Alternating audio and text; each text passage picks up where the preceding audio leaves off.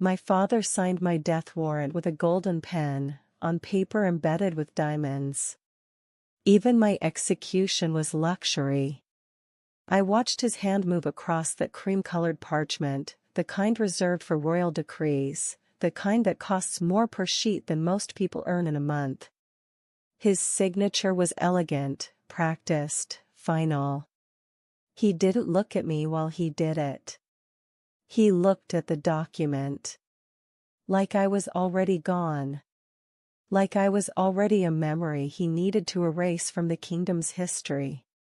"Take her to the West Wing," he said to the guards. His voice was calm. Controlled. That's what terrified me most.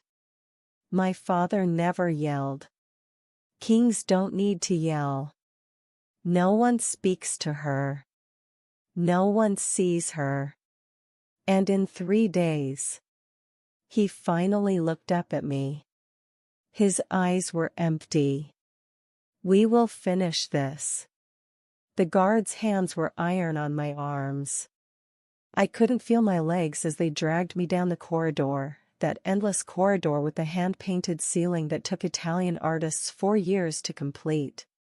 I used to lie on the floor as a child and count the angels. 72 angels. I counted them again as they dragged me to my death. I made it to 38 before we turned the corner. But let me take you back. Because you need to understand the palace where this nightmare began. You need to see the golden cage I called home. I was born in Riyadh, in the royal district, in a palace that covered 47,000 square meters. 47,000. I didn't know how big that was until I left. Until I saw how normal people lived. We had 134 rooms. I never saw all of them. There were entire wings I never entered because I had no reason to. We had a staff of 218 people, drivers, cooks, cleaners, guards, advisors, private imams, personal shoppers, and people whose only job was to arrange flowers every morning. My bedroom alone was larger than most apartments. The floors were Calacatta marble imported from Italy, so white and veined with gold that it looked like frozen lightning. My bed was custom-made in France, silk sheets changed twice daily, a canopy draped with fabric that cost $4,000 per meter. My closet was a separate room. Climate-controlled. I had 47 designer abayas, each one worth more than a car. Dior. Chanel. Valentino. Custom embroidered with real gold thread. I had shoes I'd never worn. Hermès bags still in their boxes. Jewelry that required its own security system. Every morning, I woke to the smell of oud, expensive, smoky, sacred. It drifted through the palace like incense, mixing with fresh roses that servants placed in crystal vases throughout the halls. We ate breakfast in the formal dining room, dates from our own groves, honey harvested from our private apiaries, breads baked before dawn by our personal chef who trained in Paris. Everything was served on porcelain trimmed with 24-karat gold. Even our water glasses had our family crest etched into them. I had everything. And I had nothing. You think that sounds dramatic? Ungrateful? Let me explain what it's like to live in a palace where every door has someone watching behind it. Where every conversation might be reported to your father. Where your phone is monitored, your driver reports your locations, your friends are chosen for you based on their family's political value. Where you smile in photographs beside dignitaries and shake hands with ambassadors and wear diamonds that weigh down your neck, and you can't even choose what you eat for dinner. I was 23 years old, and I'd never made a single decision about my own life. My father, His Royal Highness, though I called him Baba when we were alone, ruled our province like he ruled our family, absolutely.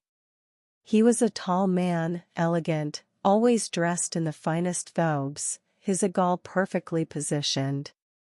He spoke softly. That was his weapon.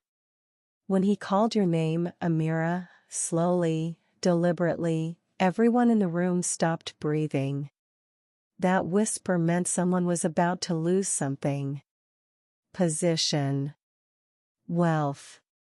Sometimes, life. He kept a gold dagger on his desk in his private office. Ceremonial, people thought. But I'd heard the stories. I'd heard what happened to my uncle who questioned a business deal. What happened to my cousin who tried to marry someone my father didn't approve. The dagger wasn't ceremonial. It was a reminder. I learned early, in our family, obedience wasn't optional. It was survival. My mother was beautiful and silent. She moved through the palace like a ghost in designer abayas, her face perfectly made up, her jewelry flawless, her eyes empty. We had afternoon tea together every Thursday in the garden pavilion, jasmine tea in bone china cups, French pastries, meaningless conversations about charity galas and palace renovations. She never asked how I felt. Feelings weren't relevant. Only appearances. Only honor. Only the family name. I had 2 brothers. The eldest, Faisal, was being groomed to take my father's position. He was 31, cold, ambitious, and more loyal to power than to people. He looked at me the way you'd look at a political asset. Something to be traded, married off, used to strengthen alliances. My younger brother, Khalid, was different. Gentler. But even he didn't dare question our father. 5 times a day, the call to prayer echoed from our private mosque, a building on our grounds with a dome covered in gold leaf, visible from anywhere in the palace. 5 times a day, I knelt on carpets worth more than most people's homes, facing Mecca, reciting words I'd memorized before I could read. Words that felt like stones in my mouth. Heavy. Cold. Dead. I prayed to Allah every single day of my life. And I felt absolutely nothing. Just emptiness. Just silence. Just the echo of my own voice in that beautiful, hollow space. The night I found that book, everything changed. It was hidden in my mother's private sitting room, a room I wasn't supposed to enter, but I'd gone looking for her, and she wasn't there. The book was tucked behind a panel in her bookshelf, wrapped in black cloth. My hands shook as I pulled it out. Even before I unwrapped it, I knew. I knew it was forbidden. A Bible. In our palace. In our kingdom. My heart slammed against my ribs. I looked around, no cameras in my mother's private room, but still. I could be killed just for holding this. But I didn't put it back. I took it to my room, hid it under my mattress, and that night, after the servants left, after the palace fell silent except for the guards' footsteps in distant hallways, I pulled it out and opened it with trembling hands. And I started reading about a man named Jesus. My brother Khalid found me reading it. I'd been so careful for 3 weeks. Every night, after midnight, after I heard the second guard shift change in the hallway, I'd lock my bedroom door, push my desk chair against it for extra security, and pull the Bible from inside the lining of my mattress where I'd cut a small opening. I'd read by the light of my phone, one ear always listening for footsteps on the marble floors. But that night, I fell asleep. I woke to my door opening, the chair scraping across the floor, and Khalid standing there with a spare key in his hand. His eyes went immediately to the book lying open on my chest. For 3 seconds, we just stared at each other. "Khalid," I whispered, scrambling to hide it. "Don't." His voice was sharp. He crossed the room in 4 strides and grabbed the Bible from my hands. He held it up like it was contaminated. Like it might burn him. "Are you insane, Ameerah? Do you have any idea what this is?" "Please," I begged. My voice cracked. "Please, just listen to me." "Listen to you?" He laughed, but there was no humor in it. Only horror. "You're reading the book of the Kafir. The Christians. In our house. If Baba finds out." "He won't. He doesn't have to know." "Khalid, please." But he was already backing toward the door, the Bible clutched in his hand, his face pale. "I can't protect you from this. I can't. This isn't just haram, Ameerah. This is treason." "Khalid." The door slammed. I sat frozen on my bed, my whole body shaking. I wanted to run. I wanted to chase him, to tackle him in the hallway, to rip the Bible from his hands. But where would I go? The palace had 134 rooms and 218 people and only one exit I wasn't allowed to use without permission. I was trapped. I pulled my knees to my chest and waited for the footsteps I knew were coming. They came at dawn. Not the servants with breakfast trays. Not the soft knock of my personal maid. Heavy boots. Multiple sets.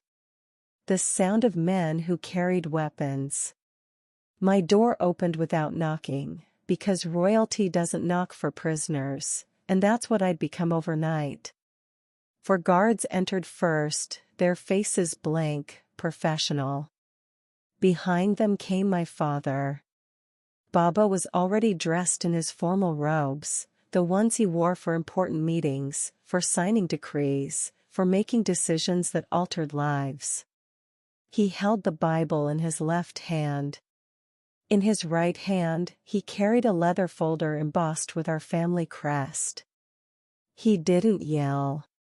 He didn't even look angry. That's what made my blood turn to ice.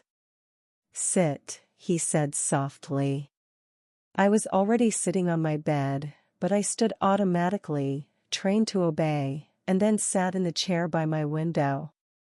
The one that faced the gardens. The last beautiful thing I might ever see. He gestured to the guards. "Wait outside. Close the door." They obeyed instantly. The door clicked shut. We were alone. My father walked slowly across my room, his footsteps quiet on the marble. He ran his hand along my dresser, my bookshelf, the edge of my bed, like he was seeing it for the first time. Or the last time. "This room cost 700,000 rials to design," he said conversationally. "Your mother chose every detail. The silk. The marble. Even the paint, custom mixed in Belgium to match your eyes." He finally turned to look at me. "We gave you everything, Habibti. Everything a princess could want." The endearment, Habibti, my beloved, felt like a knife. "Baba, I can explain." "Explain?" He set the Bible down on my dresser with exaggerated care. Like it was a bomb. Then he opened the leather folder. "Explain to me why my daughter, a princess of this kingdom, a descendant of kings, was found reading Christian propaganda." Explain to me why you would betray your faith, your family, your crown for this. He gestured at the Bible with disgust. I was just reading it, I said quickly. My voice sounded small. Childish. I was curious. I didn't. Curious. He repeated the word like it was poison. You were curious about the religion of crusaders, of colonizers, of the enemies of Islam. They're not enemies, Baba. Jesus was a prophet. The Quran says so. I was just trying to understand. His hand slammed down on my dresser so hard that my perfume bottles jumped. I flinched. But when he spoke, his voice was still soft, still controlled. Jesus was a prophet, yes. A prophet. Not the Son of God. Not God himself. The Christians corrupted the truth, Ameerah. They turned a man into an idol. And you, he pointed at me, his finger trembling, you were reading their corrupted book like it had something to teach you. I'm sorry, I whispered. It was automatic. Self-preservation. I'm sorry, Baba. I won't do it again. You're right. You won't. He pulled a document from the folder. Official. Formal. The kind of paper used for royal decrees. I've made a decision. My stomach dropped. You will marry Prince Abdullah bin Nasser. The name hit me like a physical blow. Prince Abdullah. 73 years old. A distant cousin.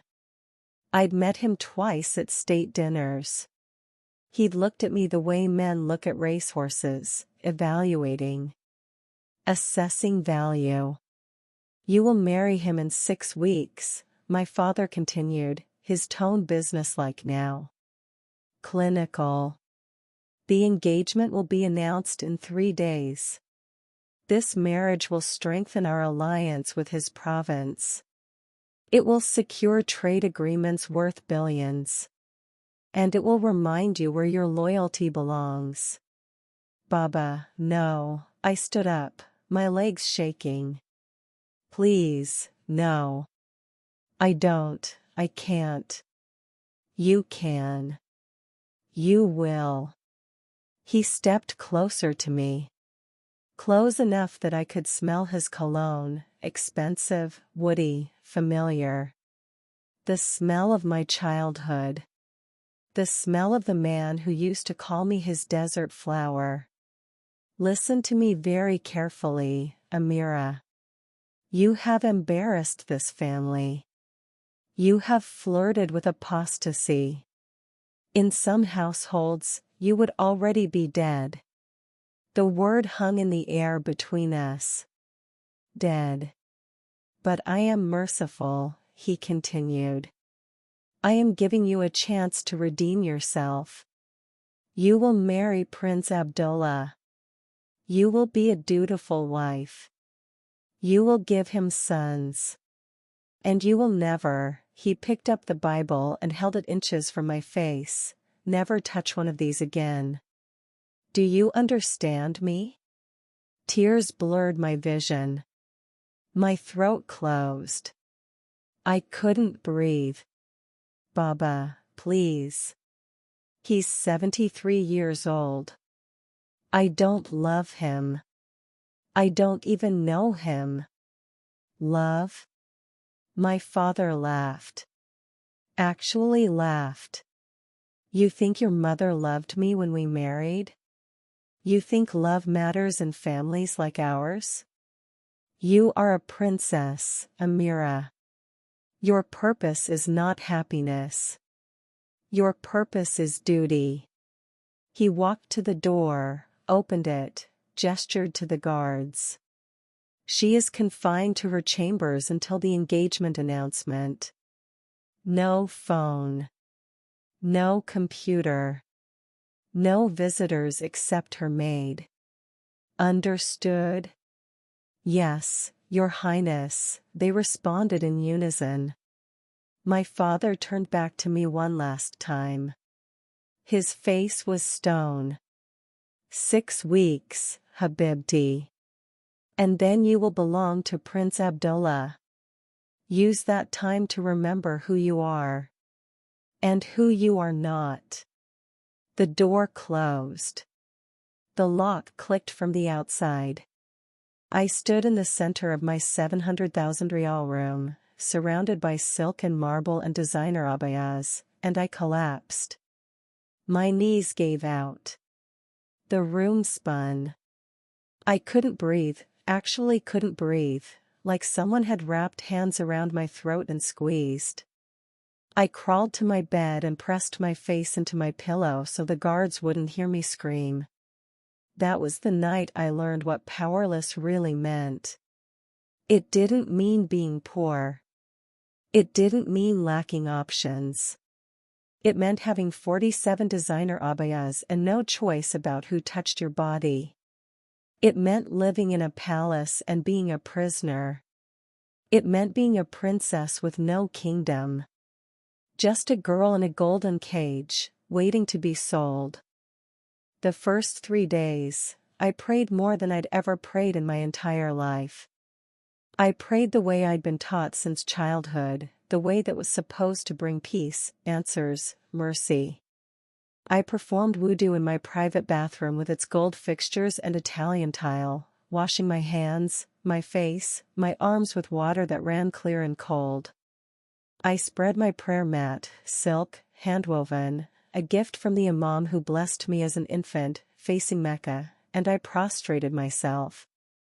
Allah, I whispered into the carpet, my forehead pressed to the floor, please. Please hear me.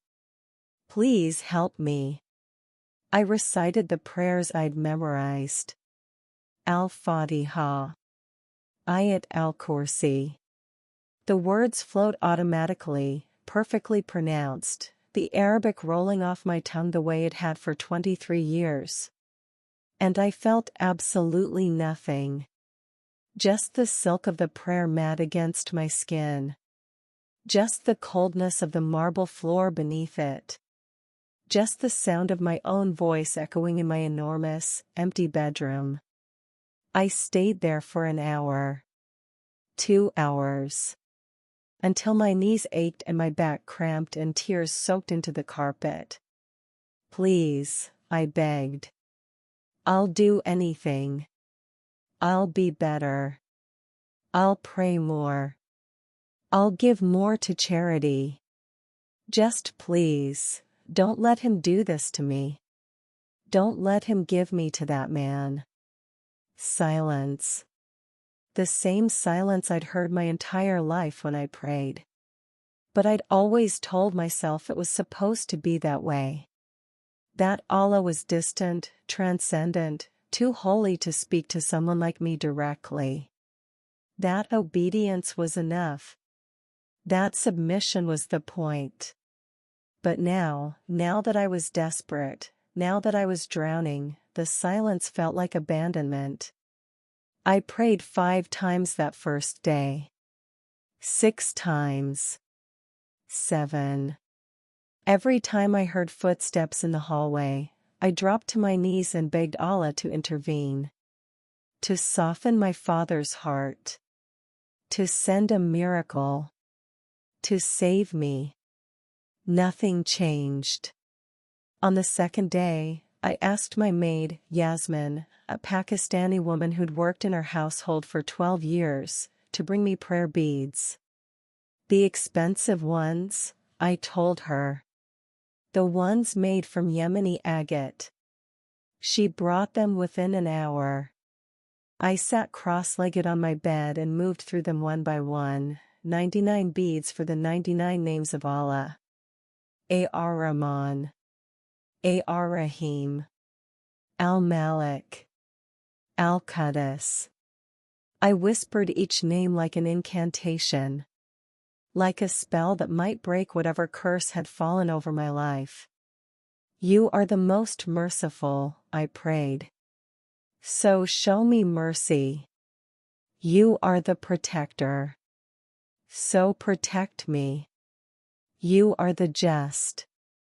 So deliver me from injustice. My fingers cramped around the beads.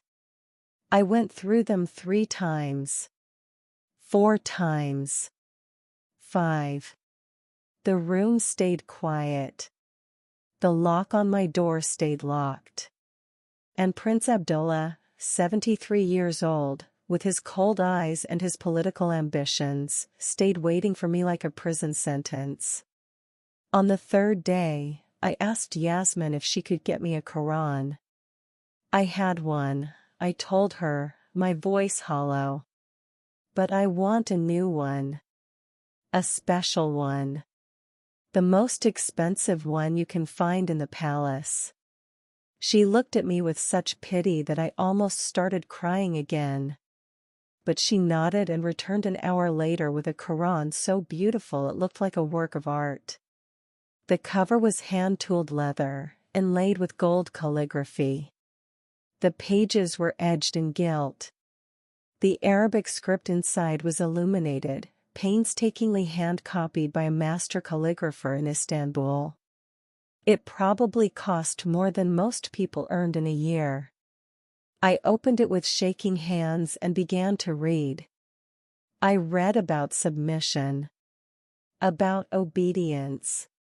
About how questioning Allah's will was the path to destruction. I read about women, how they should be modest, obedient, subservient to fathers and husbands. I read about the rewards of paradise for those who endured suffering with patience. And something inside me broke. Is that it? I whispered to the empty room. I suffer and stay silent, and maybe, I get paradise someday? What about now? What about this? I held up my hands, and they were shaking. What about this prison? What about my life? The Quran didn't answer. I threw it across the room. It hit the wall and fell to the floor, pages splayed open, and immediately I gasped and scrambled to pick it up because even in my despair I was terrified. You don't disrespect the Quran, you don't throw it, you don't even place it on the ground below your waist. I clutched it to my chest and sobbed. I'm sorry, I whispered. I'm sorry, I didn't mean it, please forgive me. But I didn't know who I was apologizing to anymore. Allah felt like a name I'd been repeating my entire life without ever meeting the person behind it. On the 4th day, they took me to the palace mosque for Jumu'ah prayers. It was the first time I'd been allowed to leave my chambers. For guards escorted me through the corridors, down the marble staircases, across the courtyard where fountains sparkled in the afternoon sun. We passed servants who immediately looked away when they saw me, because everyone knew, everyone had heard, everyone understood that I was in disgrace. The women's section of the mosque was behind an ornate screen, carved wood, delicate geometric patterns, beautiful and isolating. I could see the men's section through the gaps, my father in the front row, my brothers beside him, the imam standing at the mihrab in his pristine white robes. I knelt on the carpet among the other women, my mother, my aunts, the wives of advisors and diplomats. None of them looked at me. None of them spoke to me. The imam began his khutbah.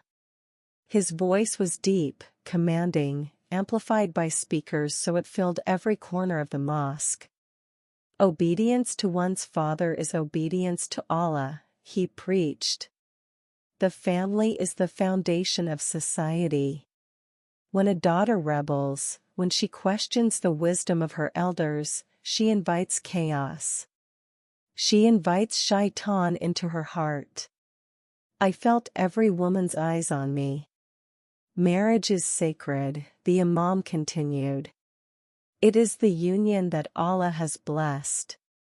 A woman who resists her father's choice of husband resists Allah's will. And such resistance leads only to destruction, in this life and the next. My hands clenched into fists. He was talking about me. Everyone knew he was talking about me. The khutbah lasted 30 minutes. 30 minutes of being told that my suffering was holy. That my silence was obedience. That accepting my fate was the only path to paradise. When it ended, when we all prostrated for the final prayers, I pressed my forehead to the carpet, handwoven, priceless, soft as silk, and I prayed one more time. Allah, if you're real, if you see me, if you care at all, please.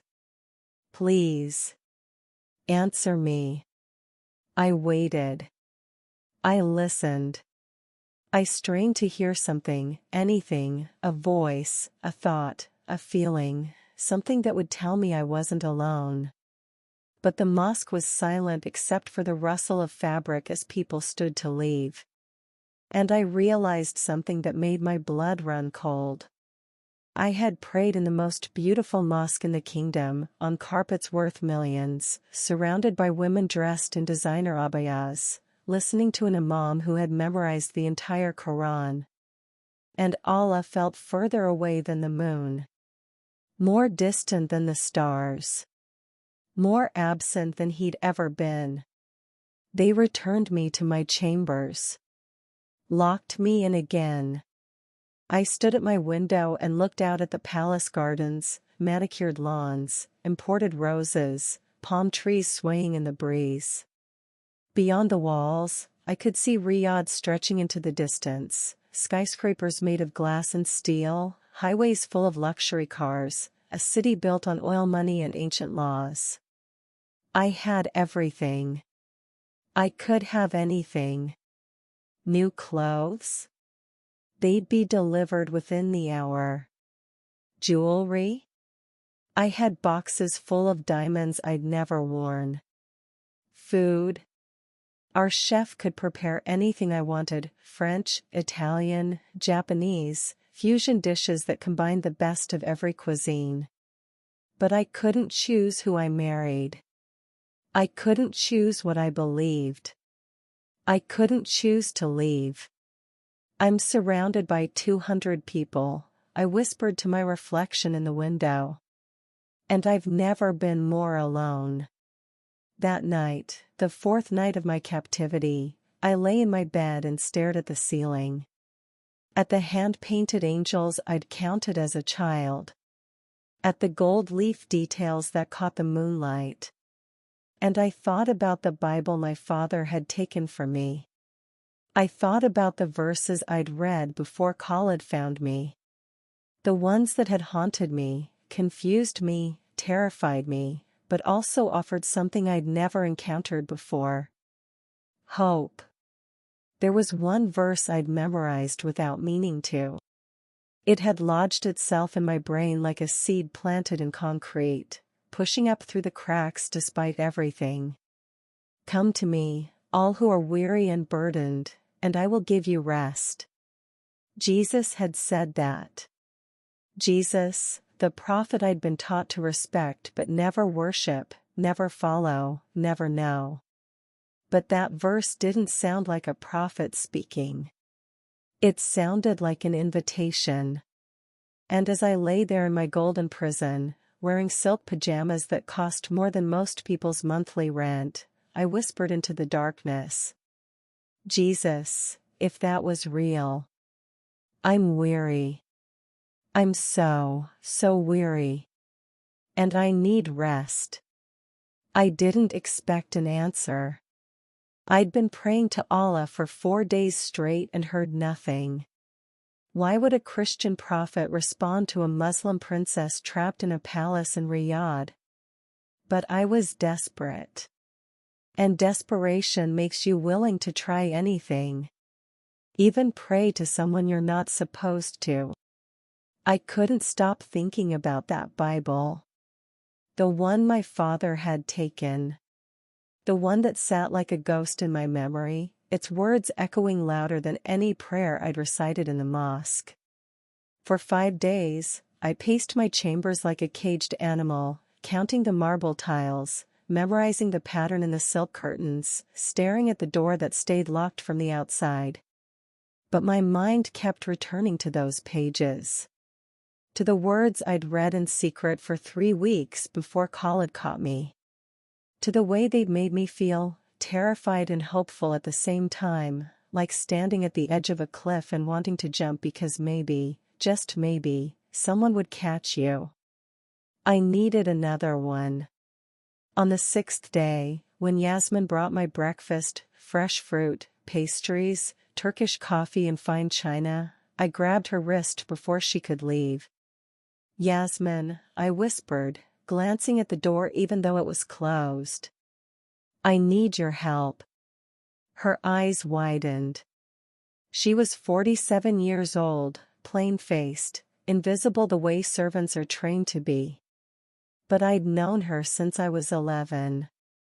She'd braided my hair, brought me tea when I was sick, listened when I cried about things I couldn't tell my mother. "Your Highness, I cannot. Please." I held her hand tighter. "You're Christian, aren't you?" The color drained from her face. I don't know what you." "Yasmin. I've seen the cross you wear under your uniform. The little gold one you think no one notices. I've never told anyone. And I won't. But I need you to trust me now." She looked at the door. Back at me. Her hands were trembling. "What do you need?" she whispered. "A Bible." The word felt dangerous in my mouth. Explosive. "I need a Bible. I don't care what language. I don't care how you get it. Just please. Please bring me one. Your Highness, if they catch me, if they find out I gave you," her voice cracked. "They'll deport me. Or worse." "I know." I released her hand. "I know what I'm asking. And if you can't do it, I understand. But Yasmin." I looked into her eyes, and mine were burning with tears. "I'm drowning. I'm dying in here.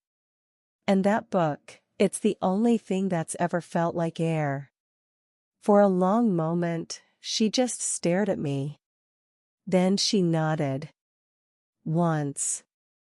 Barely perceptible. "Tomorrow," she breathed. "Check inside your pillowcase tomorrow night." She gathered the breakfast tray and left before I could thank her. The next 24 hours were the longest of my life. I lay on my bed and counted the seconds. I prayed, but not to Allah anymore, because I'd given up expecting him to answer.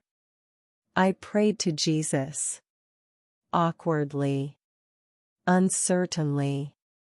Like trying to have a conversation with someone I'd only heard about but never met. "Jesus," I whispered into my pillow, "I don't know if you can hear me. I don't even know if I'm allowed to talk to you like this.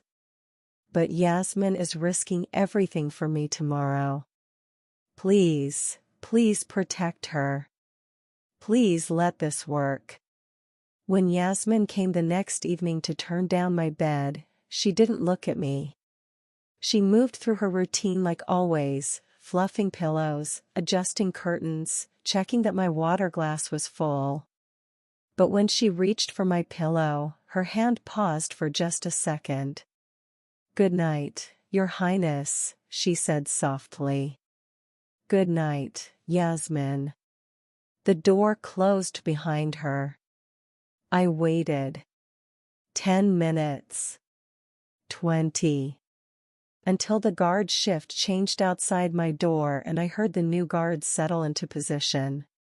Until the palace fell into that particular quiet that only comes after midnight, when even the servants are asleep and the marble halls echo with emptiness. Then I reached under my pillow. My fingers touched something small. Rectangular. Wrapped in cloth. I pulled it out with shaking hands. It was tiny, maybe 4 inches by 6 inches. A pocket Bible. The kind missionaries carry. The cover was worn leather, soft from years of use. The pages were thin as tissue paper, edges yellowed with age. And it was in English. I'd learned English from private tutors, practiced it at diplomatic functions, used it to communicate with international guests. But I'd never been so grateful for that education as I was in that moment. I opened it carefully, like it might disintegrate in my hands. The inside cover had an inscription in faded ink. To Yasmin, from Pastor Michael. John 3 verse 16. You are loved. This was her Bible. Her personal Bible. The one she'd probably smuggled into Saudi Arabia hidden in her luggage, the one she'd risked her life to keep. And she'd given it to me. I pressed it to my chest and started crying. That night, I read until my eyes burned and the words blurred together. I started where I'd left off before, in the book of John. But this time, I didn't just skim. I read slowly. Carefully. Letting each verse sink in like water into parched ground. In the beginning was the Word, and the Word was with God, and the Word was God. I stopped. Read it again. The Word was God. In Islam, we believed Jesus was the Word of God, Kalimatullah, but that was just a title. A description. Not a claim that he was God. But this was saying something completely different. I kept reading. The Word became flesh and made his dwelling among us. God became flesh? God became human? That was shirk. Blasphemy. The worst sin in Islam, claiming God could share his divine nature with creation, claiming God could become like us. My hands trembled. But I kept reading. I read about Jesus turning water into wine, healing the sick, forgiving sins, and that last one stopped me cold because in Islam, only Allah could forgive sins. Only Allah had that authority. So who was this Jesus who walked around Palestine forgiving people like he had the right to? I turned to chapter 3. Verse 16. The reference from Yasmin's inscription. For God so loved the world that he gave his one and only Son, that whoever believes in him shall not perish but have eternal life. I read it 3 times. 4 times. 5. God so loved the world.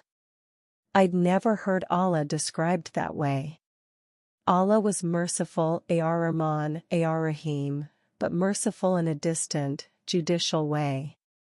Like a king who might pardon you if you groveled enough. If you performed the right rituals. If you obeyed perfectly. But love? The kind of love that would give something precious, a son, for people who didn't deserve it? That was new. And it terrified me. Because if this was true, if God actually loved the world, loved people, loved me, then everything I'd been taught was wrong.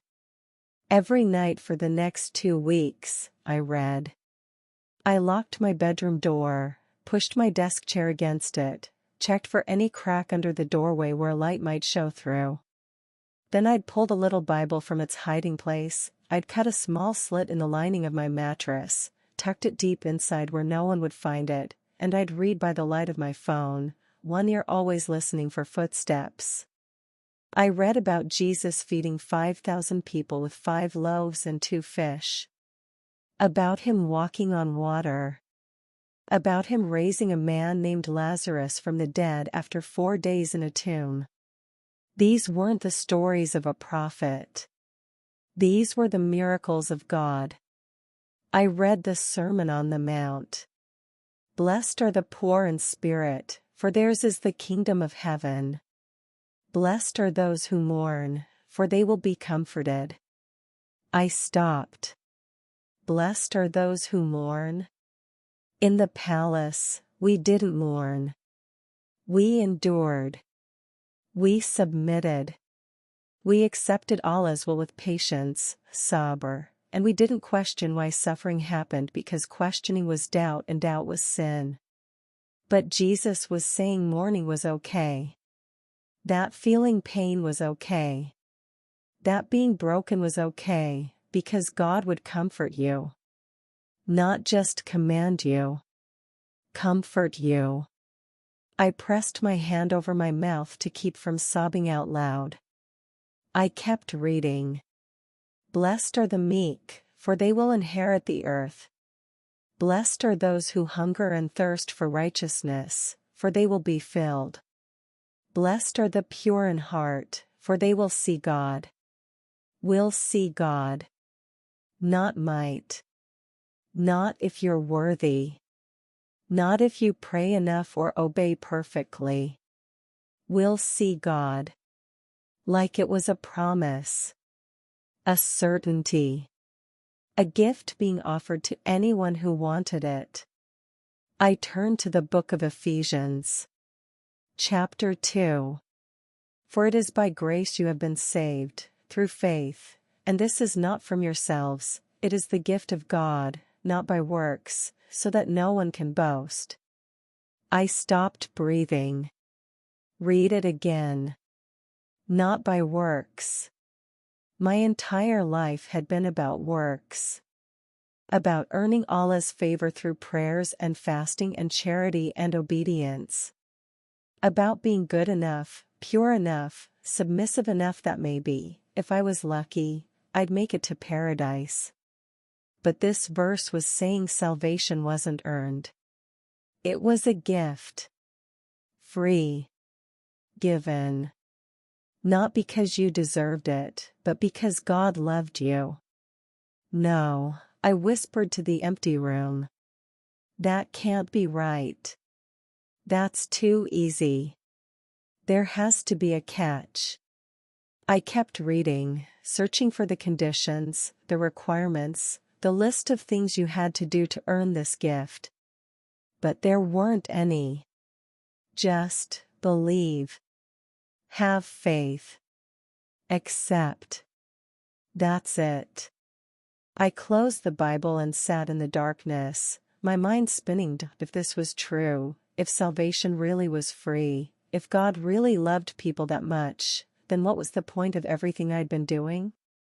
What was the point of the prayers, the rituals, the rules, the fear? What was the point of any of it? On the 18th day of my captivity, I found a verse that shattered everything. It was in the book of John again. Chapter 14. Jesus was talking to his disciples, and he said, I am the way and the truth and the life. No one comes to the Father except through me. I stared at those words until they burned themselves into my brain. And no one comes to the Father except through me. Not through good works. Not through Islam. Not through being born into the right family or praying 5 times a day or memorizing the Quran. Through Jesus. Only Jesus. No, I breathed. No, that can't be true. There has to be another way. Islam has to count for something. Being good has to count for something. But the verse didn't have footnotes. It didn't have exceptions. It was absolute. And I realized, sitting there in my palace prison at 3 in the morning with a forbidden book in my hands, that I had a choice to make. Either Jesus was telling the truth, which meant everything I'd believed my entire life was a lie. Or Jesus was lying, which meant he wasn't who he claimed to be. There was no middle ground. No, both religions are valid compromise. No, all paths lead to God's safety net. Just a binary choice, truth or lie. Savior or fraud. I looked around my bedroom at the silk curtains, the marble floors, the designer abayas hanging in my closet. At the life I'd lived for 23 years. The prayers I'd prayed. The rituals I'd performed.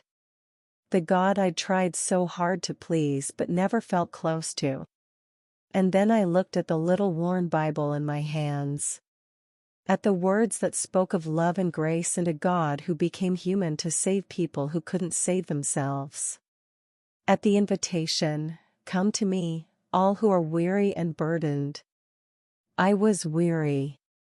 I was burdened. And for the first time in my life, I felt like someone was actually offering me rest. Not more rules. Not more requirements. Not more ways to fail and disappoint and fall short. Just, come. Believe. Be saved. I closed the Bible and held it against my chest. Jesus, I whispered into the darkness, I don't know what I'm doing. I don't know if this is real. But I need you to show me. I need you to prove it. Because if you are who you say you are, if you really are God, if you really did die for me, then I'll give up everything for you. My family. My title. My life. Everything. But you have to show me. You have to be real.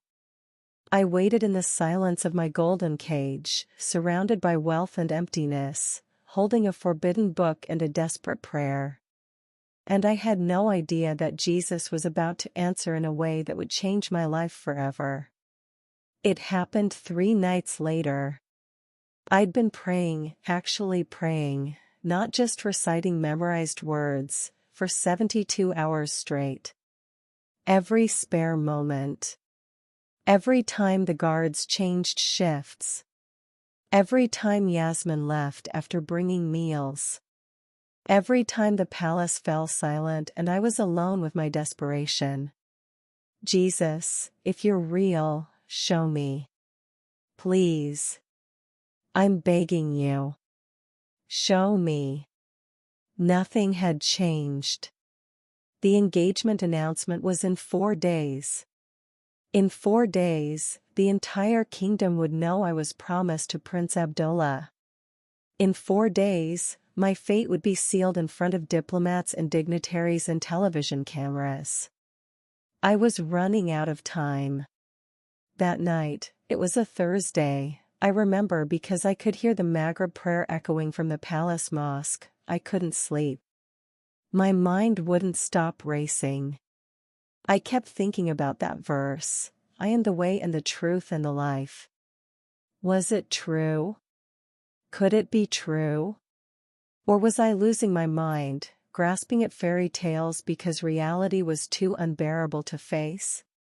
At 3 a.m., I gave up trying to sleep. I climbed out of bed, silk sheets sliding off me, my feet touching cold marble, and I knelt on the floor. Not on my prayer mat.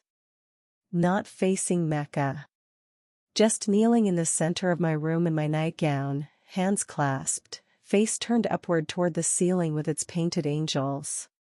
Jesus, I whispered, and my voice cracked immediately.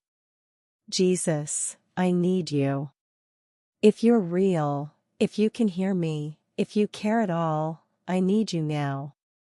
Not tomorrow. Not someday. Now. Because I'm dying in here. I'm suffocating. I've got everything and I've got nothing and I don't know how much longer I can.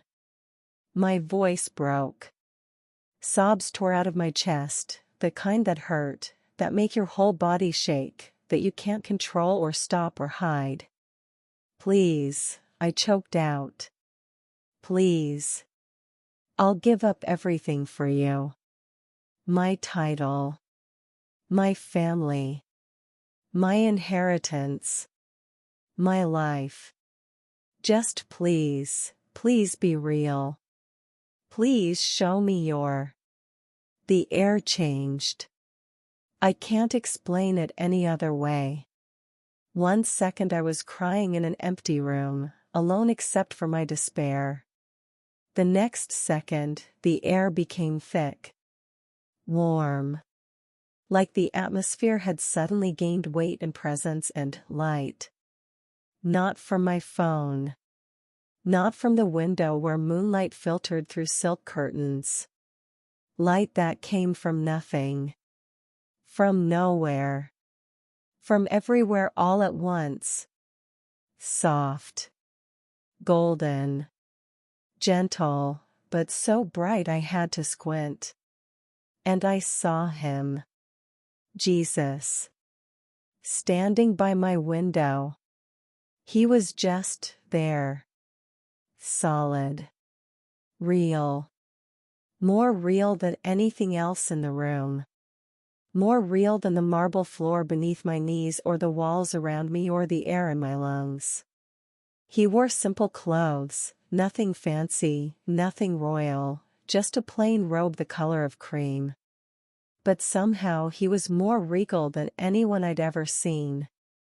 More regal than my father in his formal attire. More regal than any king or prince or dignitary who'd ever walked through our palace. Because he didn't need a crown. He didn't need gold or jewels or titles. He was royalty. Pure. Undiluted. The kind that radiates from within. His eyes. I can't describe them except to say they held everything. Every emotion. Every thought. Every moment of my life, the good, the bad, the shameful, the secret. He saw me. Actually saw me. Not my title. Not my family name. Not my designer clothes or my perfect makeup or the mask I wore at diplomatic functions. Me. The real me. The broken, desperate, terrified girl who'd been pretending to be a princess. And he didn't look at me with disgust. He looked at me with love. Ameerah, he said. My name. Not your highness. Not princess. Not daughter of the king. Just my name. And the way he said it, like he'd been saying it forever, like he'd known me before I was born, like my name was precious to him, I broke. I collapsed forward, face to the floor, sobbing so hard I couldn't breathe. I'm sorry, I gasped. I'm so sorry. I've wasted my whole life. I've been praying to the wrong God. I've been living for the wrong things. I'm sorry, I'm sorry, I'm Ameerah. His voice was gentle. Patient. Look at me. I couldn't. I was terrified. Ashamed. Unworthy. Look at me, beloved. Beloved. That word. I lifted my head, tears streaming down my face, and I looked at him. He was smiling. Not a small smile. Not a polite smile. A real smile. The kind that reaches eyes and transforms faces and makes you feel like the most important person in the universe. You have nothing to be sorry for, he said. I've been waiting for you to call my name. I've been here, he gestured around the room, this whole time. Watching. Waiting. Hoping you'd see me. But I didn't, I choked out. I was so blind. I was so. And now you see. He knelt down. Jesus knelt down, the King of Kings, the Son of God, and he knelt in front of me, a Muslim princess in a palace in Riyadh, and he reached out his hand. I stared at it. His palm. And I saw scars. Circular scars. One in the center of each hand. Nail scars. From the crucifixion. From the cross. From dying for you, he said, reading my thoughts. I died for you, Ameerah. For this moment. For this conversation. For the chance to tell you, you are worth it. You have always been worth it. But I'm nobody, I whispered. I'm a girl who's made every wrong choice. Who's believed every wrong thing. You're my daughter. His voice was firm now. Authoritative. Not your father's. Not the kingdom's. Mine. I formed you in your mother's womb. I numbered every hair on your head. I've collected every tear you've cried in this prison.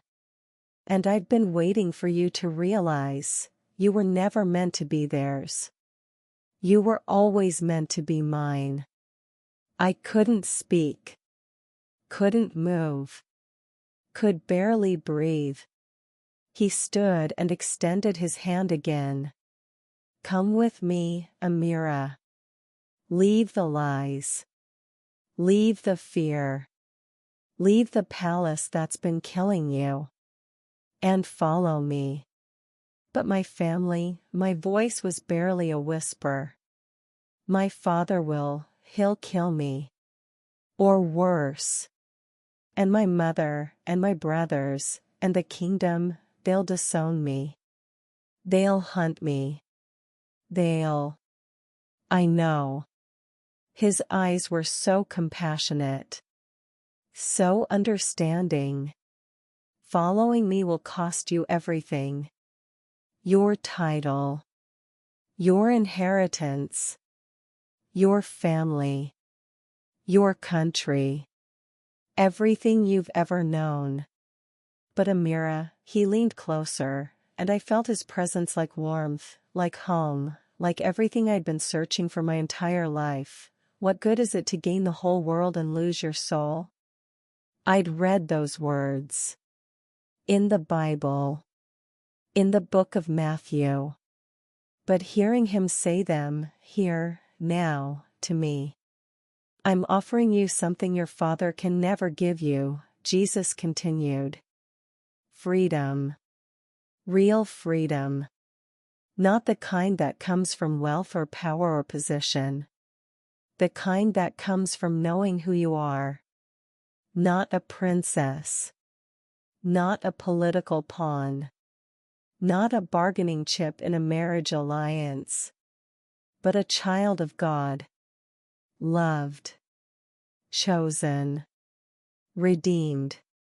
He held out both hands now. Both scarred palms facing me.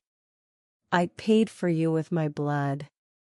You're already mine. The only question is, will you accept it? Will you take my hand and walk away from this death sentence you're living? Or will you stay here and die slowly, one silk-draped day at a time? I looked at his hands. Then at my room. My prison. My golden cage with its marble floors and designer abayas and crystal chandeliers. Then back at him. And I realized, he was offering me a choice my father never had. My father had told me what to do. Commanded. Decreed. Threatened. But Jesus was asking, inviting, offering a hand, not a chain. I thought about Prince Abdullah, about the wedding in 6 weeks, about spending the rest of my life as the property of a 73-year-old man I didn't love, bearing his children, smiling for cameras, dying inside while everyone applauded how dutiful I was. Then I looked at Jesus again. At the scars on his hands. At the love in his eyes. At the life he was offering, not an easy life, not a safe life, but a real life. A life with purpose. With meaning. With him. Yes, I whispered. Yes. He smiled wider. Yes. Yes. I'll follow you. I don't care what it costs. I don't care what I lose. I want you. I want to be yours. My voice broke again, but this time it was from joy, not despair. I want to be free. Jesus reached down, took my hands, and the moment his skin touched mine, warmth flooded through me. Not physical warmth. Something deeper. Something that filled every empty place I'd been carrying for 23 years. Peace. Wholeness. Home. He pulled me to my feet, and I stood there in my nightgown in the center of my palace bedroom, holding the hands of God himself, and he looked at me with such pride. Welcome to my kingdom, Ameerah. You're not a princess of Saudi Arabia anymore. You're a daughter of the King of Kings. And nothing, not your father, not Prince Abdullah, not all the power in this palace, can take that away from you. What do I do now? I asked, my voice small. You trust me. He squeezed my hands gently. You do what I tell you. You walk where I lead you. And you watch me make a way where there is no way. Can you do that? I nodded. I can do that. Even if it's hard? Even if it's hard. Even if you lose everything? Even if I lose everything. I meant it. Every word. Because standing there, holding his hands, I realized I'd already had everything. And it had nearly destroyed me. But now I had him. And he was enough. He was more than enough. Jesus smiled one more time, and the light around him grew brighter, warmer, until I had to close my eyes because it was too much, too beautiful, too glorious. And when I opened them again, he was gone. The room was dark. Normal. Just moonlight through the curtains and the soft glow of the digital clock on my nightstand, 3:47 a.m. But the warmth stayed. The peace stayed. And I knew, with a certainty deeper than anything I'd ever felt, that what had just happened was real. Jesus had come to my palace prison. Jesus had called me by name. Jesus had offered me his scarred hands and a new life. And I had said yes. I stood there in the center of my room, tears streaming down my face, hands still trembling from where he'd held them, and I whispered, I'm yours. Whatever comes next, I'm yours. I didn't know it yet, but whatever comes next was going to be the most terrifying, miraculous, impossible week of my life. Because in 3 days, my father was going to discover I'd given my life to Jesus. And he was going to make good on his promise. The execution order. The death warrant. The decree written on diamond-embedded paper with a golden pen. But Jesus had just told me, watch me make a way where there is no way. And he was about to prove it in front of my entire family. The engagement announcement was scheduled for 2 p.m. on Sunday in the Grand Majlis. I woke that morning knowing everything was about to change. Not because I'd planned anything. Not because I'd figured out some brilliant escape.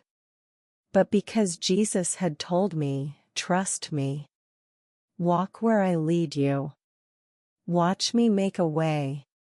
So when Yasmin came to prepare me, to dress me in the formal abaya my mother had chosen, sapphire blue silk embroidered with silver thread worth 40,000 rials, I let her.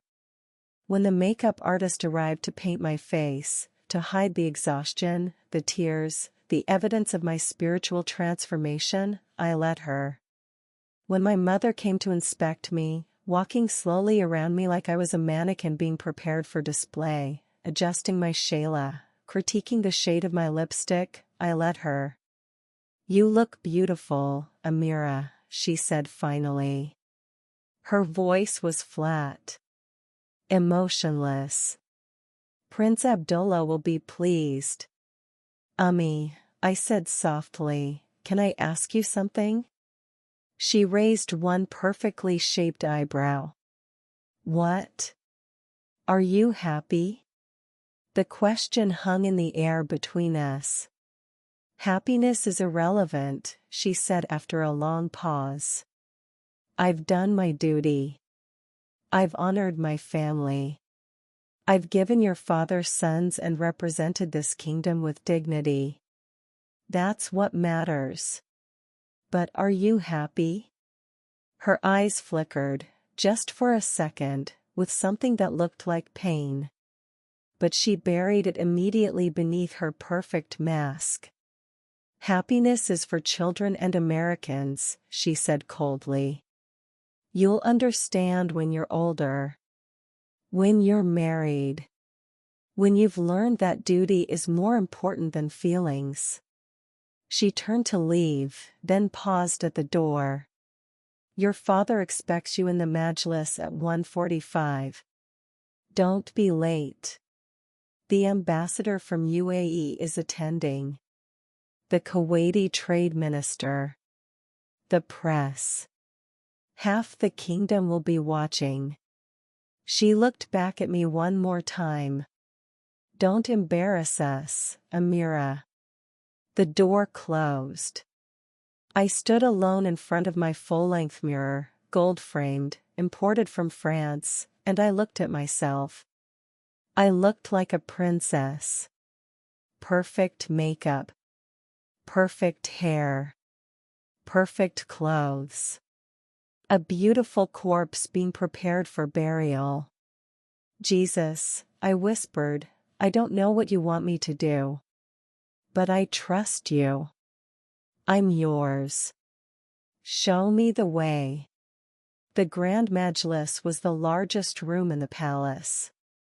It could hold 300 people comfortably. The floors were white marble veined with gold.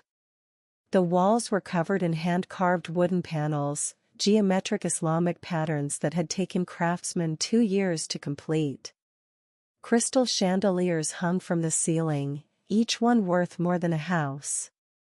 At the far end of the room sat my father's throne, not a metaphor, an actual throne, carved from mahogany and inlaid with mother of pearl. When I entered at 1:45 p.m. exactly, the room was already full. Diplomats in formal robes. Ministers in designer thobes. Distant relatives I barely knew.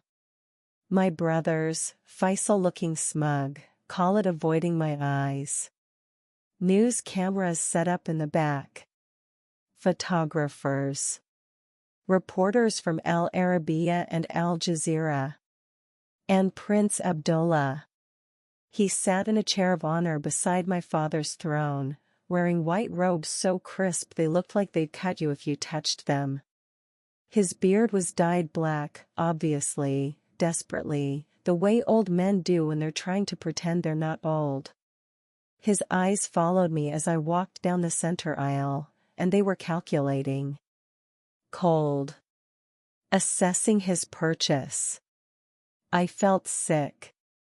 My father sat on his throne, regal and terrifying, watching me approach. My mother sat beside him in a smaller chair, her face carefully blank. I was supposed to walk to the front, stand beside Prince Abdullah, smile for the cameras while my father announced our engagement, and accept my fate with grace and submission. That's what everyone expected. That's what I'd been trained to do my entire life. But as I walked down that aisle, my footsteps echoing on marble, 300 pairs of eyes watching me, camera flashes already starting, I heard a voice. Not audible. Not out loud. But clear. As clear as if someone had whispered directly into my ear. Tell them. I stopped walking. The room went quiet. My father's eyes narrowed. Ameerah. Come. Tell them the truth, the voice said again. Jesus. It was Jesus. I knew it was him.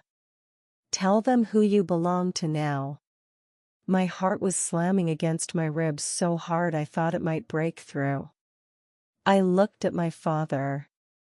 At Prince Abdullah. At the cameras.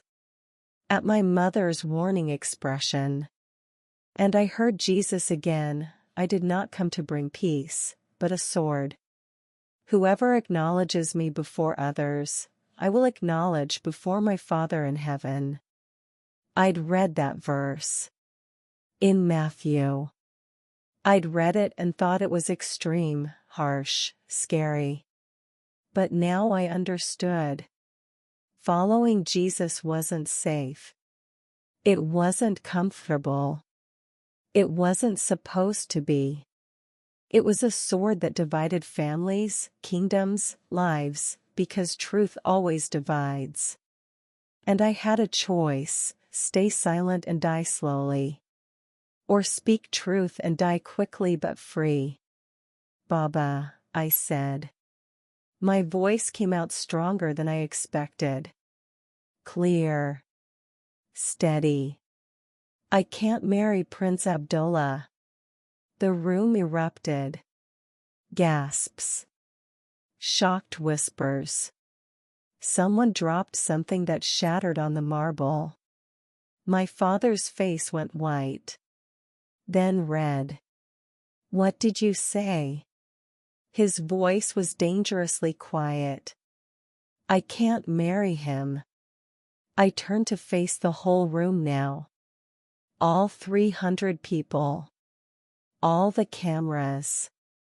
I can't marry him because I don't belong to this family anymore. I don't belong to this kingdom. I belong to Jesus Christ. The room exploded. Shouts. Curses. Someone screamed. The diplomats jumped to their feet. The reporters started yelling questions. Prince Abdullah stood up, his face twisted with rage and humiliation. But I kept talking. I've spent 23 years trying to earn Allah's approval, I said, my voice rising above the chaos. 23 years praying and fasting and obeying and never feeling anything except emptiness. But 3 nights ago, Jesus came to my room. He spoke to me. He showed me his hands, the hands that were nailed to a cross for me. And he told me, "You're mine. You've always been mine." Silence her, my father roared. Guards rushed toward me from both sides of the room. But I kept going. Jesus is not just a prophet, I shouted. He's the Son of God. He's God himself who became human to save us because we can't save ourselves. And he's offering that salvation to anyone who believes, not just the royal family, not just the wealthy, not just the people who pray perfectly and obey perfectly, anyone. Even me. Even you. The guards grabbed my arms. Even you, Baba, I said, looking directly at my father as they dragged me toward him. Even you can be saved. Even you can know the God who loves you instead of just demanding your submission. My father stood from his throne. The entire room went silent. He walked down the steps slowly, deliberately, until he stood directly in front of me. Then he slapped me. The crack echoed through the majlis. My head snapped to the side. I tasted blood. My cheek burned. But I didn't cry. I looked back at him and I smiled. I forgive you, I whispered. His hand trembled. For a second, just a second, I saw something in his eyes that looked like fear. Then it hardened into rage. Take her to the courtyard, he said. Now. The courtyard was in the center of the palace. It was beautiful, a garden with fountains and palm trees and roses imported from Ecuador. A peaceful place. I'd played there as a child. Now it was going to be the place where I died. They dragged me outside, 6 guards, their grips like iron on my arms. The entire assembly followed, my father, my mother, my brothers, Prince Abdullah, the diplomats, the ministers, the reporters with their cameras. Everyone came to watch. My father walked to the center of the courtyard and gestured for the guards to bring me forward. They threw me to the ground at his feet. My knees hit the stone pathway. My hands caught me before my face did. Ameerah bint Abdullah al-Saud, my father said formally, loudly, making sure everyone heard. You have committed apostasy. You have abandoned Islam for the false religion of the Christians. Under Sharia law, under the laws of this kingdom, the penalty for apostasy is death. My mother made a sound, small, choked, quickly silenced. However, my father continued, I am merciful. I will give you one final chance. Renounce this Jesus. Say the Shahada. Return to Islam. And I will forgive this incident. You will marry Prince Abdullah as planned. And we will never speak of this again. He looked down at me. Or refuse, and face the consequences. The courtyard was silent except for the sound of water trickling from the fountains. I could feel everyone watching. Waiting. I could see my mother's face, tears streaming down her carefully made-up cheeks, but she didn't say a word. Didn't beg my father to spare me. Didn't choose her daughter over her duty.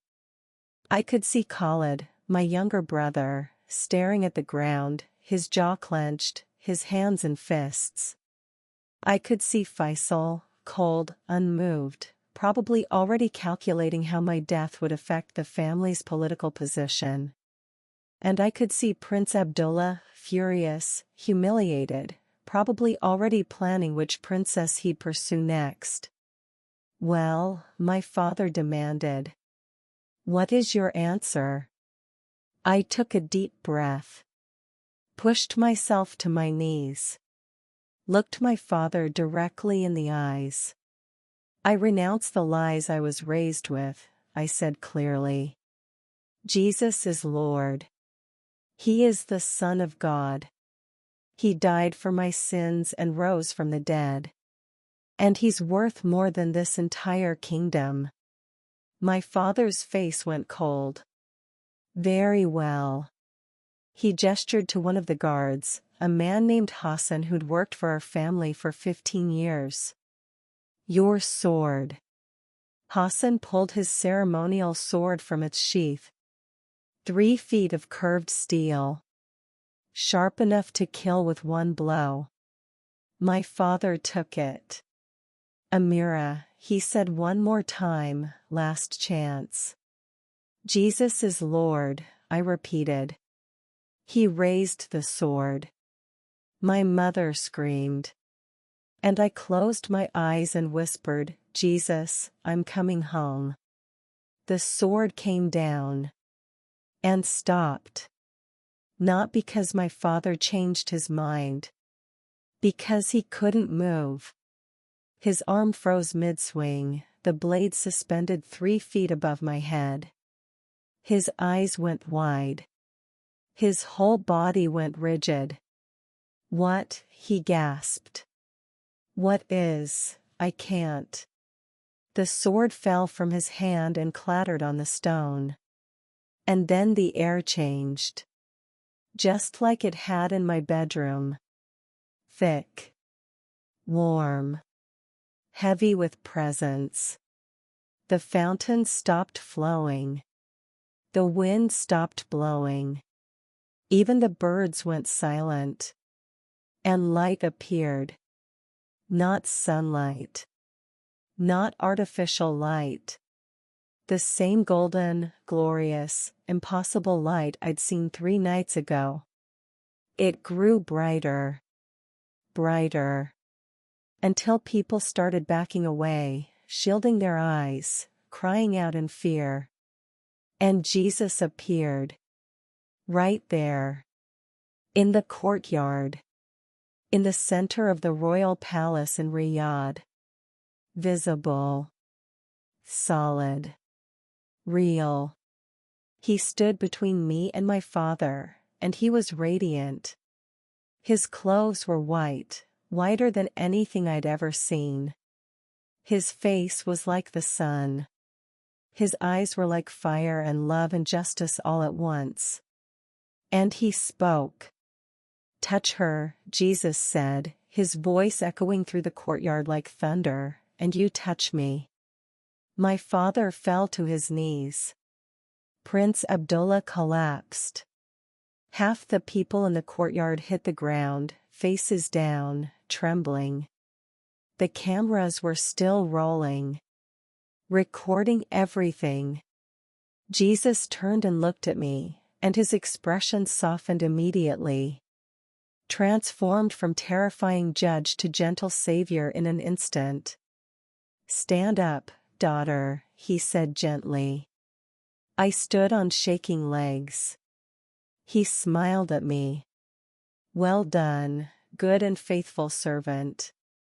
You acknowledged me before men. Now I acknowledge you before my Father. You are mine. Forever. Then he turned back to the crowd. You wanted to kill her for speaking truth, he said. But I tell you, she has more life in her than all of you combined. Because she knows me. And I am the resurrection and the life. He looked at my father specifically. Abdullah, he said, and my father flinched hearing his name spoken by God. You've spent your life building a kingdom that will crumble. You've ruled with fear and power and pride. And you're empty. Just like your daughter was. But unlike her, you still refuse to see it. My father's voice broke. I don't, who are?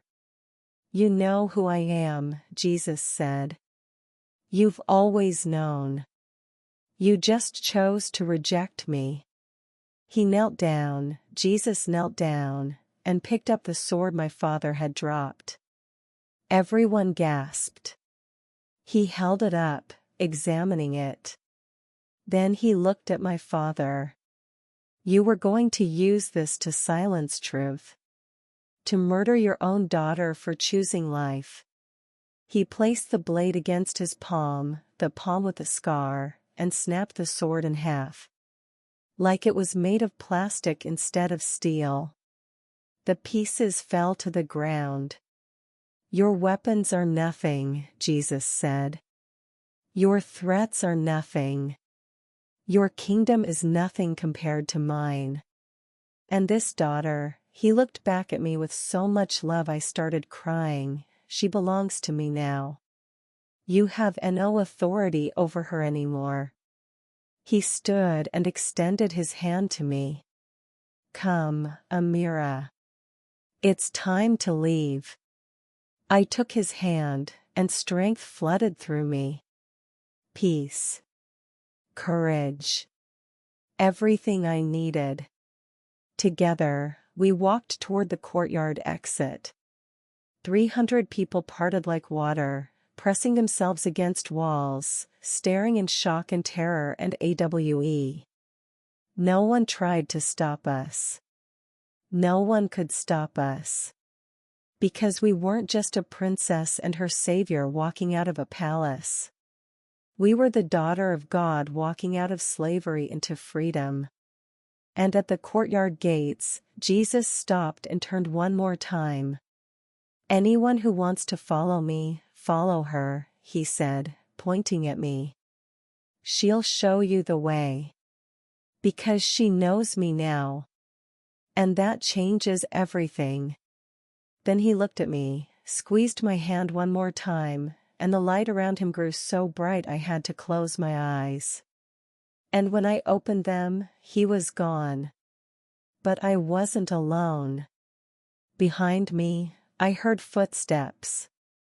I turned. Khalid was walking toward me. My brother. Tears streaming down his face. I want to know him, he whispered.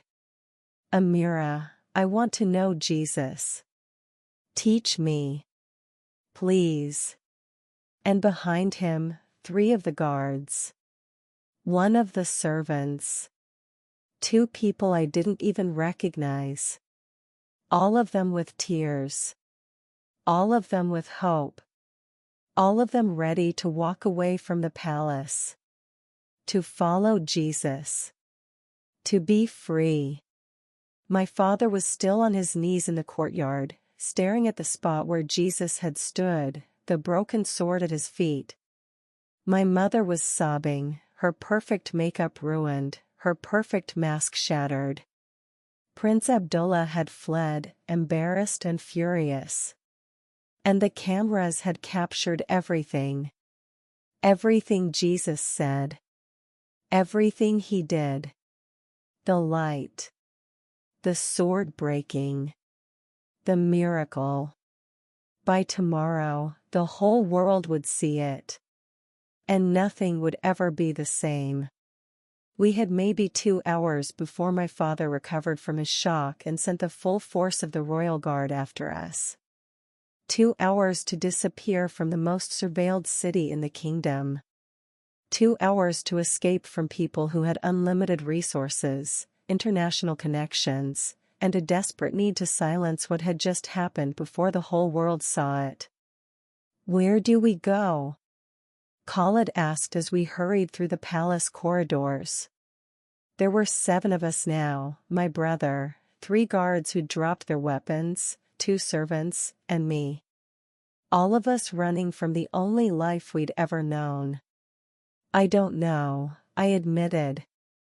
But Jesus said he'd make a way. So we trust him. One of the guards, a young man named Omar who'd worked palace security for 3 years, grabbed my arm. Your Highness, there's a service exit on the east side. The one the catering staff uses. It's not monitored as heavily.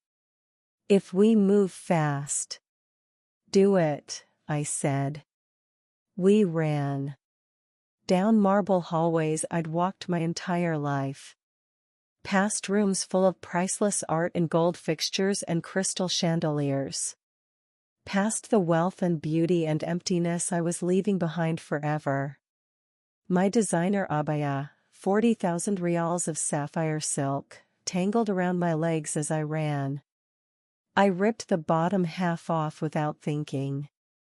Kicked off my expensive shoes. They were slowing me down, and I didn't need them anymore. I didn't need any of it anymore. We reached the service exit, a plain steel door that led to the loading docks where trucks delivered food and supplies. Omar was right, there was only one guard posted there, and when he saw us coming, his eyes went wide. "Don't," Omar said, stepping in front of me protectively. "Ahmed, please. Just let us go." Ahmed, a man I'd seen 1,000 times but never really noticed, looked at me. Then at the others. Then back at Omar. "What happened in the courtyard?" he asked quietly. "I heard people screaming. I heard," he swallowed hard. "I heard there was light. That someone appeared. Was it real?" "It was real," I said. My voice was steady despite my racing heart. "Jesus is real. He's alive. And he just saved my life." Ahmed stared at me for 3 long seconds. Then he unlocked the door and pushed it open. "Go," he whispered. "Quickly. Before the shift change. And he hesitated. "May your God protect you." "He will," I said. "Thank you, Ahmed."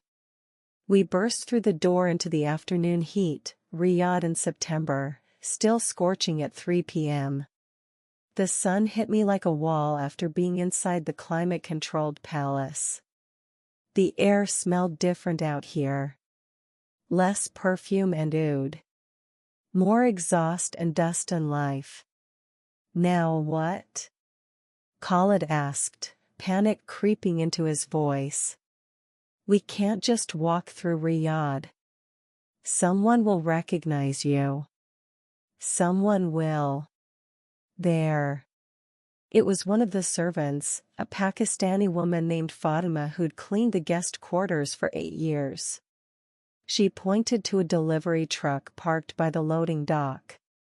"That truck. It belongs to a Christian man. Pakistani. He delivers groceries to the palace twice a week. I've spoken with him before about Jesus, quietly, carefully. If we can find him."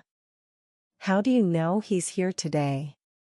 Omar demanded. "Because it's Sunday," Fatima said.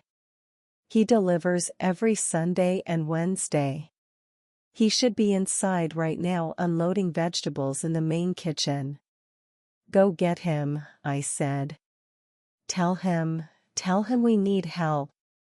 Tell him Jesus sent us." Fatima nodded and disappeared back through the door. The rest of us pressed against the wall, trying to stay in the shadows, our hearts pounding so loud I was sure someone would hear them. 3 minutes passed. 5 minutes. 7. "She's not coming back," one of the other guards muttered.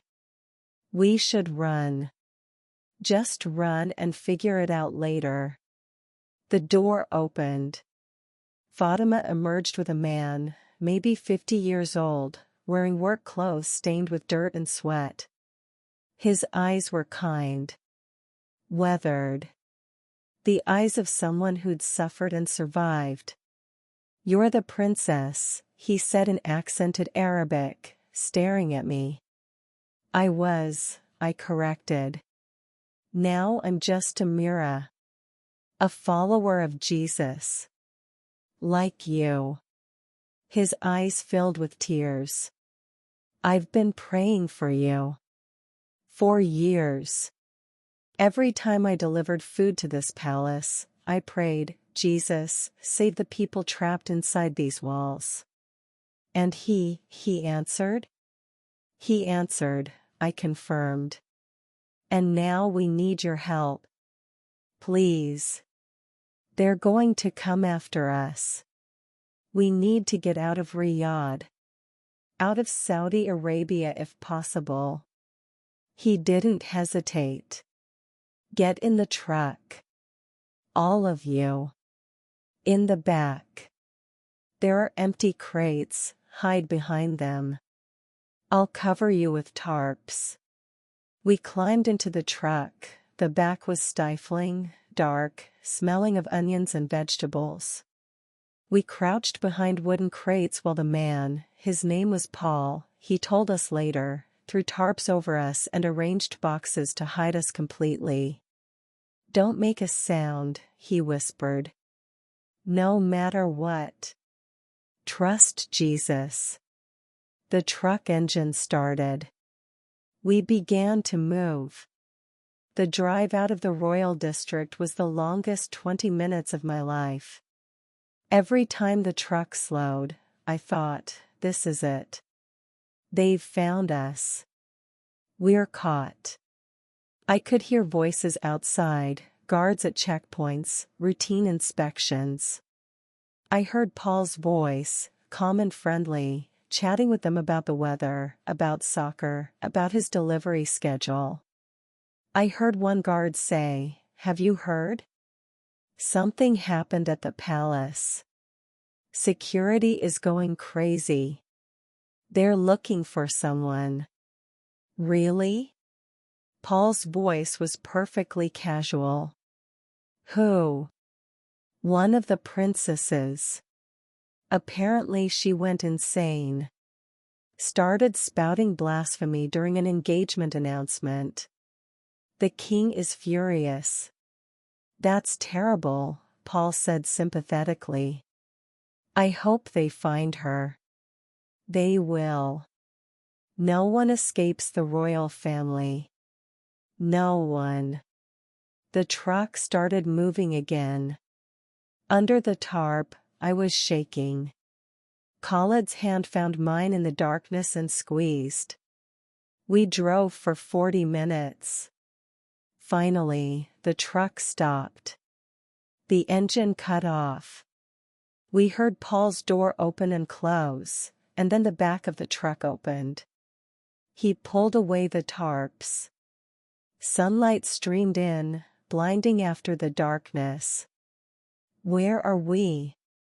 I asked, climbing out. "My home," Paul said. "It's not much. But it's safe. For now." His home was a small apartment in a workers' district on the outskirts of Riyadh, the kind of neighborhood where wealthy Saudis never went, where immigrant laborers lived crammed into tiny spaces, where people survived on hope and remittances sent back home. We climbed a narrow staircase to the 3rd floor. Paul unlocked a door and ushered us inside. The apartment was maybe 600 square feet. One room that served as living room, kitchen, and dining area. A tiny bathroom. A sleeping area separated by a curtain. After the palace, after my bedroom alone that was larger than this entire apartment, it should have felt claustrophobic. Instead, it felt like sanctuary. "Sit, please," Paul said, gesturing to the floor where he'd spread thin cushions. "I'll make tea." We collapsed onto the cushions, exhausted, terrified, running on adrenaline. Khalid looked at me. "What have we done, Ameerah?" "We just walked away from everything. Our family. Our inheritance. His voice cracked. "Father is going to kill us. If he finds us, he's going to." "He's not going to find us," I said firmly. "Jesus didn't save me just to let me die now. He has a plan." "What plan?" One of the guards, a man named Ibrahim, laughed bitterly. "We have no money. No passports. No way out of the country. The airports are monitored. The borders are watched. And by tomorrow, our faces will be on every news channel. We're dead. We're already dead." "Jesus appeared in that courtyard," I reminded him. "He broke a sword with his bare hand. He stopped my father from killing me. Do you really think he can't handle airports and borders? Paul returned with tea, cheap tea in mismatched cups, nothing like the fine china I'd drunk for my entire life. It tasted like the best thing I'd ever had. You're right to trust him, Paul said, sitting cross-legged on the floor with us. I've seen Jesus do impossible things. I was a Muslim once, too. In Pakistan. My family disowned me when I converted. Tried to kill me. I had to flee with nothing but the clothes on my back. That was 23 years ago. He smiled. And look, I'm still alive. Jesus made a way when there was no way. He'll do the same for you. How did you escape? Fatima asked. Underground church, Paul said simply. There's a network, Christians throughout the Gulf who help people like us. People who've left Islam. People who need to disappear. They helped me get to Saudi Arabia, ironically. Gave me false papers. Got me a job. And for 23 years, I'd been helping others. He looked at me. I never imagined I'd be helping a princess. But Jesus, he laughed. Jesus loves to surprise us. Can you help us get out? Khalid asked urgently. Out of Saudi Arabia? Paul nodded slowly. Maybe. But it won't be easy. And it won't be fast. It could take weeks. Maybe months. You'll have to be patient. And you'll have to trust people you've never met. We trust Jesus, I said. That's enough. That night, Paul contacted the network. He used an encrypted phone, sent messages in code, spoke in whispers even though we were alone in his apartment. The response came 2 hours later. They're sending someone tomorrow, he told us. A woman. Filipina. She works as a nurse in one of the royal hospitals, ironically. She's helped dozens of people escape. If anyone can get you out, she can. What do we do until then? Omar asked. We pray, Paul said. And we wait. And we trust that Jesus knows what he's doing. So we prayed. All of us, 7 former Muslims, sitting in a cramped apartment in workers' housing, praying to Jesus like our lives depended on it. Because they did. The woman arrived at noon the next day. Her name was Maria. She was 42, compact and efficient, with the no-nonsense demeanor of someone who'd navigated life and death situations before. She looked at our group, a princess, a prince, 3 guards, 2 servants, and whistled low. This is the biggest extraction I've ever done, she said. Usually it's 1 person. Maybe 2. But 7? She shook her head. This is going to be complicated. Can you do it? I asked. She studied me for a long moment. Then she smiled.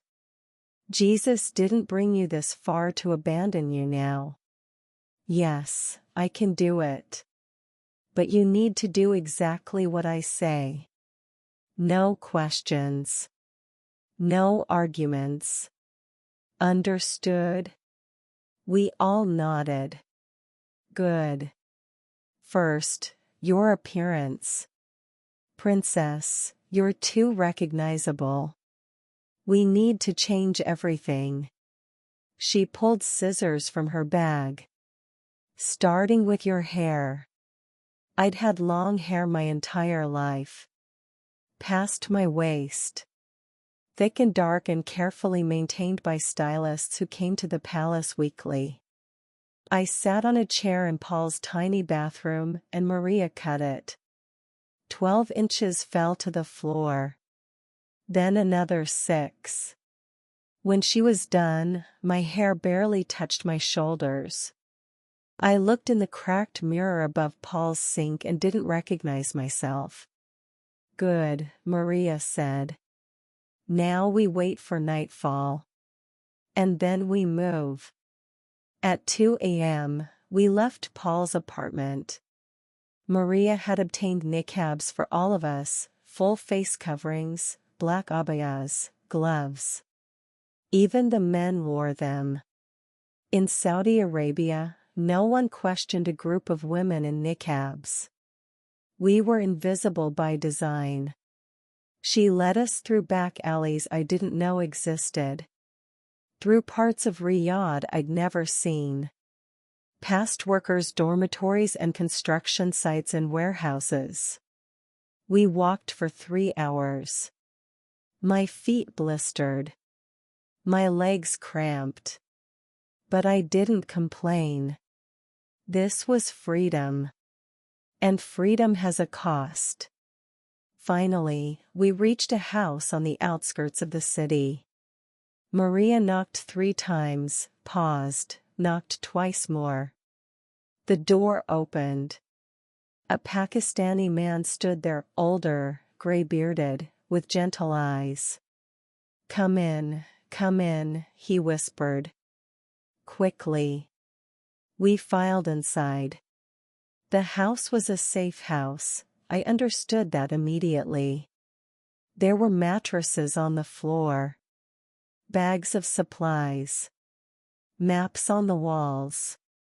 You'll stay here for 3 days, Maria said. While I arrange the next step. You're not the only ones escaping.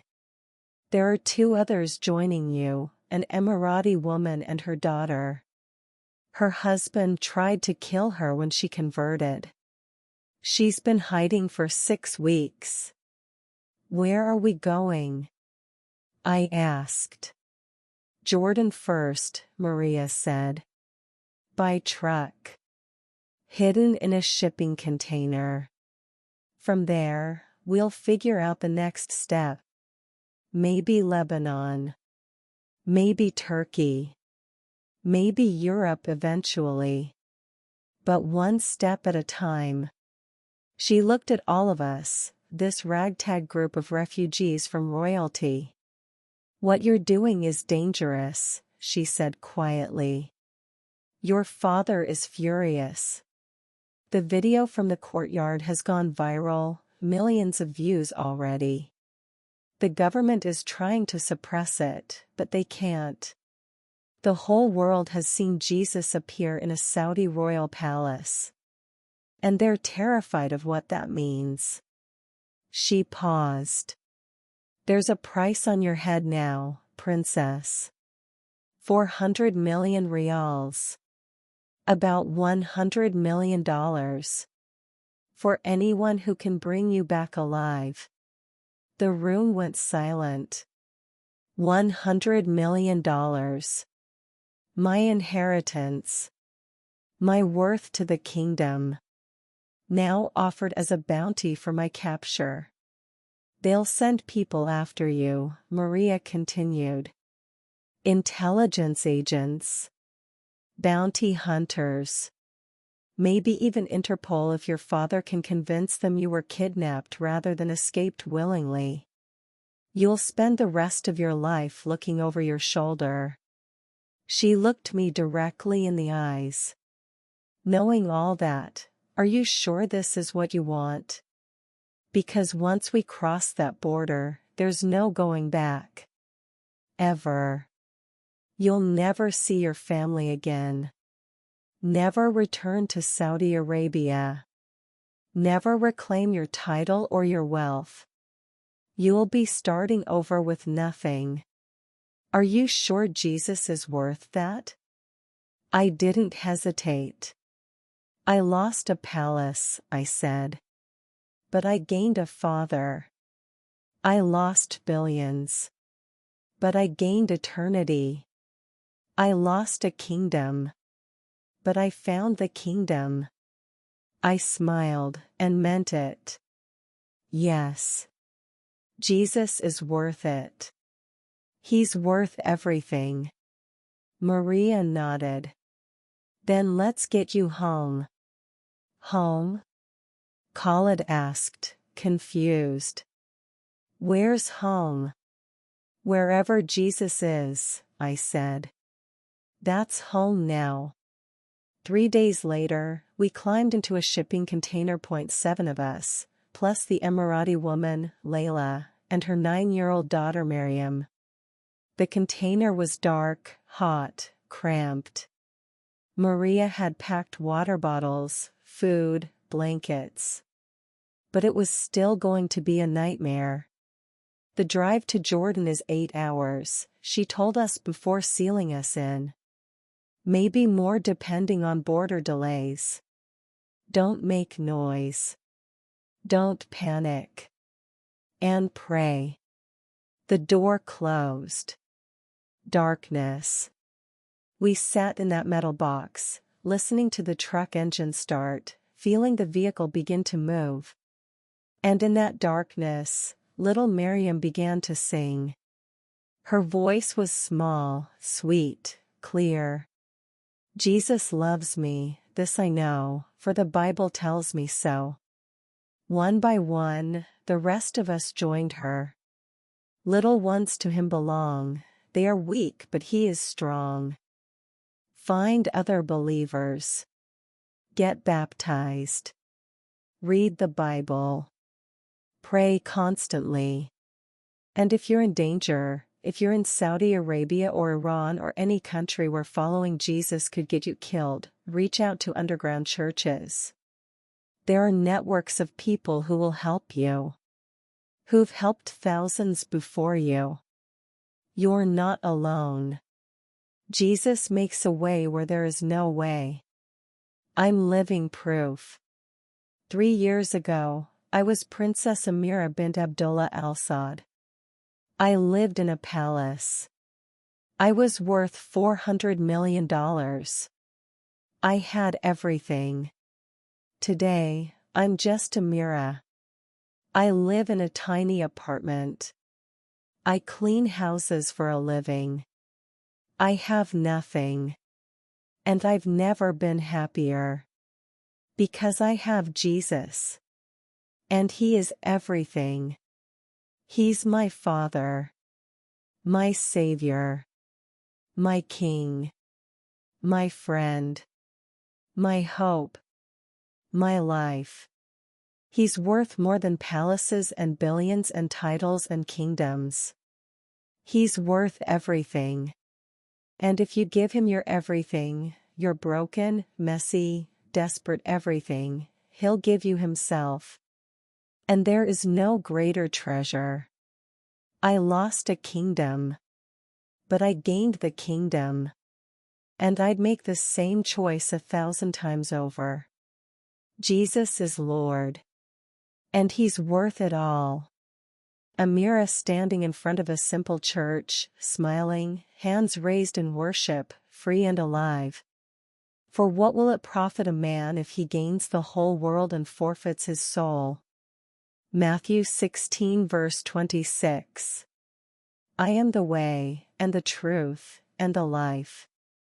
No one comes to the Father except through me. John 14 verse 6. If you need help escaping persecution for your faith, please reach out to Underground Church contact information /Safe House Networks. You are not alone. Jesus is with you. And so are we.